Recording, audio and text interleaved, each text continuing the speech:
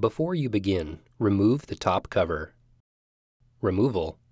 Remove the two 3.5mm P1 Phillips head screws that secure the left speaker to the base enclosure. Lift the speakers off of the alignment pins on the base enclosure and set aside. Using minimal force, lift the locking bar up on the USB board ZIF connectors and disconnect the USB board ribbon cables from the USB board. Peel back the mylar and disconnect the power cable from the connector on the USB board. Remove the two 3.5mm P1 Phillips head screws that secure the USB board to the base enclosure. Lift the USB-C bracket off of the USB board and remove.